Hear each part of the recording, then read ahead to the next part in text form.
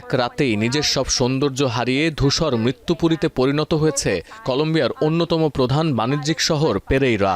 ধসে যাওয়া এই কংক্রিটের নিচে হয়তো মৃত্যুর সঙ্গে লড়ে যাচ্ছেন শত শত মানুষ, অথচ হতভাগ্য এই দুর্গতদের আর্তনাদ পৌঁছাচ্ছে না উদ্ধারকারীদের কাছে। অভিযানের সবশেষ খবর সংগ্রহ করতে গিয়ে তাই হতভম্ব এই সংবাদকর্মী জানালেন, এগিয়ে আসার মানুষ আছে, কিন্তু ভারী এই কংক্রিট সরানোর সরঞ্জাম মিলছে না। A mother and a daughter who came, brought food, were moved by this show of citizenship, of brotherhood. 1999 সালে হাজারো মানুষের প্রাণহানির পর 21 শতকে এটাই কলম্বিয়ার ইতিহাসে সবচেয়ে বড় মানবিক বিপর্যয়। অবকাঠামোর ক্ষয়ক্ষতি, ঘণ্টায় ঘণ্টায় মৃত্যুর নতুন পরিসংখ্যান, সবকিছুকে ছাপিয়ে এই মুহূর্তে নতুন প্রেসিডেন্ট এসপ্রিয়েলার সামনে সবচেয়ে বড় অগ্নি পরীক্ষার নাম উদ্ধার অভিযান। দুর্যোগ ব্যবস্থাপনা ও বিশেষজ্ঞদের বিচারে সবচেয়ে সংবেদনশীল অবস্থায় 5 অঞ্চল।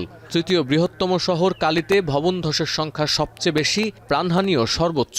এপিসেন্টার সান হোসে দেল পালমারের যোগাযোগ ব্যবস্থা খুবই অনুন্নত, এলাকাটিও দুর্গম। লিস্টের বাকি 3 শহর পেরেইরা, মানিজালেস এবং রিজারালদায় বহু আবাসিক ভবন, ঐতিহাসিক স্থাপনা, ক্যাথেড্রাল সহ সাধারণ অবকাঠামো ধসে গেছে। শিয়া বাটার ও ভিটামিন ই সমৃদ্ধ লিলি বিউটি সোপ, তারুণ্যময় উজ্জ্বল ত্বকের জন্য। ফুরিয়েছে গোল্ডেন আওয়ার বা ভূমিকম্পের প্রথম 72 ঘন্টার 2/3। 30 ঘন্টায় জীবিত উদ্ধার করা হয়েছে 550 মানুষকে, আর হদিশ মেলেনি প্রায় 3000 মানুষের। ভারী যন্ত্রপাতি নেওয়ার সুযোগ না থাকলেও খালি হাতে তল্লাশি চালাচ্ছেন উদ্ধারকর্মীরা। ফায়ার সার্ভিস, জরুরি উদ্ধারকারী দল, অতিরিক্ত 1000 নিরাপত্তা কর্মী এবং সেনা সদস্য রাতভর অভিযান চালিয়েও সামলাতে পারছেন না পরিস্থিতি। ভূমিকম্পের প্রথম 30 ঘন্টায় নিখোঁজ প্রায় 3000 মানুষ। খালি হাতে নেমেছেন স্থানীয়রাও, কাজ করছে বিভিন্ন বৈশ্বিক মানবিক সংস্থা।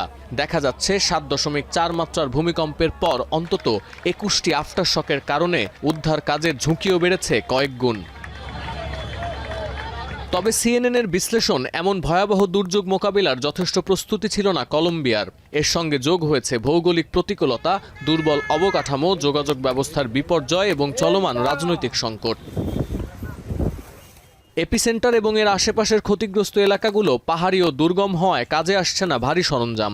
তাৎক্ষণিক বিশ্লেষণে দেখা গেছে ধসে যাওয়া সাধারণ অবকাঠামোগুলোর বেশিরভাগেরই দেয়ালের স্তর খুবই পাতলা, তাই কম্পনের অনুপাতে ক্ষতি হয়েছে বেশি।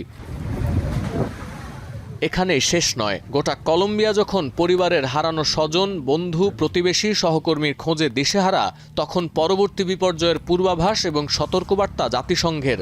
উদ্ধার অভিযান শেষ হতে না হতেই খাদ্য সংকটে পড়তে যাচ্ছে ভূমিকম্প কবলিত দেশটি। খাবার, জরুরি সামগ্রীর সরবরাহ ব্যবস্থা নিয়েও আছে উদ্বেগ। ভূমিকম্পে ক্ষতিগ্রস্ত অনেক এলাকার মৌলিক স্বাস্থ্যসেবা এবং জনসেবামূলক অবকাঠামো আগে থেকেই দুর্বল। আর সিজিটিএনের পর্যবেক্ষণ, অভ্যন্তরীণ সংঘাত এবং সশস্ত্র গোষ্ঠীর কারণে কিছু অঞ্চলে ত্রাণ পাঠাতেও নিতে হবে জীবনের ঝুঁকি। সতীর্থ কর্মকার, এখন বিশ্ব।